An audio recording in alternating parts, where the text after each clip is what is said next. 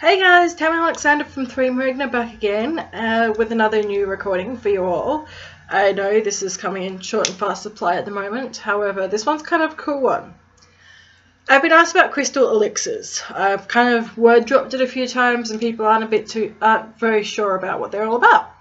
So, crystal elixirs. Most people seem to think that is, grab your glass of water, grab your crystal, bung crystal into water and you're good to go. No. So crystal elixirs. What you're wanting to do is essentially get water and imbue it with the vibe, the spirit, the energy of the crystal. The best way to do this is, of course, to get your water and put a crystal within it or in proximity to it for a good 24 hours. You tend to think of it as an entire solar and lunar daily cycle. However, there is a problem with this situation. For instance, you put malachite in there, dead. You put something like crocite in there, dead even faster. You put something like cinnabar in there, dead, nice and long and painful. You're kind of getting my drift here. So a lot of crystals will have compounds in them that you cannot consume. Malachite has a lot of copper. Copper will kill your liver. Crocite is lead magnesium. Not a good plan. So a lot of crystals you've got to be really careful about using for elixirs and everything like that. The one that I just bunged in there and took a sip out of, Botswana agate. Pretty safe. You know how I know it's pretty safe? The Mohs scale. So this is something that a lot of geologists tend to use, called, and it's a scale of hardness of crystals. It runs from 1 to 10. 1 is like so soft you can like scratch it with a fingernail, whereas 10 is diamond level hard. What you're looking for in your crystals, especially to use any elixirs and everything like that, is a hardness of 6 or above. Now this is like, the 6s are like the quartz, the agates, the chalcedonies, all of those. All of those have that sort of level of hardness. There's obviously exceptions within those families to that particular thing. I sort of wouldn't go something like aventurine unless you're really safe, because aventurine is of course quartz with mica in it.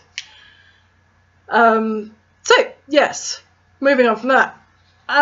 You really have to be careful with researching the Mohs scale on each and every crystal. A lot of the crystal books will actually have it in there. I know Melody, for instance, is really good.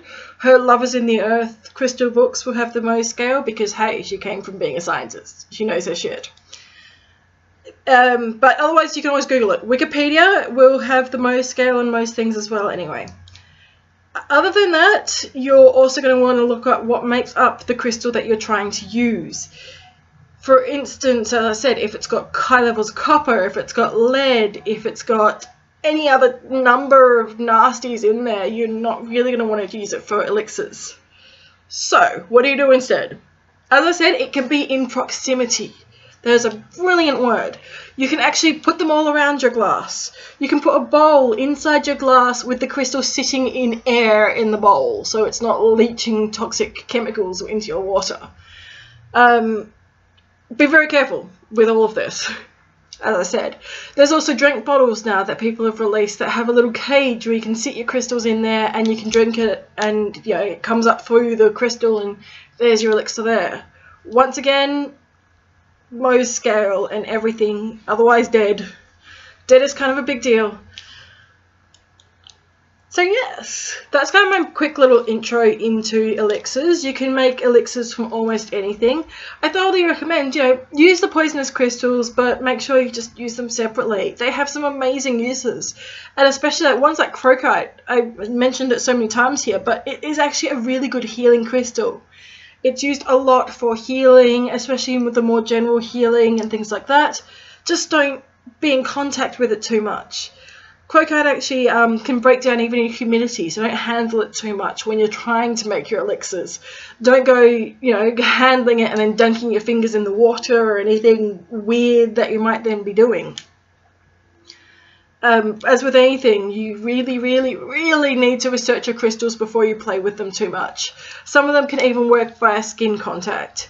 So even without your elixirs, you've got to be careful there as well. So as I said, elixir, super simple. All you're doing is transferring the energy from the crystal into the water. So you can have a glass of water, you can have an entire vessel of water, you can have a bowl, whatever you want. You can also use this to make elixirs for like room sprays and things like that. A couple of things like nightmare sprays is what I make for children in bits and pieces. Those sorts of things elixirs make for great little sprays and bits and pieces. You're not necessarily stuck to just drinking them. But yeah, so elixir, glass of water, crystal, somewhere in and around 24 hours, a good lunar and solar cycle as mentioned. You can go longer. A full moon, of course, is a brilliant thing to be doing, to be leaving it out for. And then other than that, you can just kind of go for it. As I said, there's any number of ways to do it. People even anoint with elixirs, dabbing it on, all the above. You should be fine.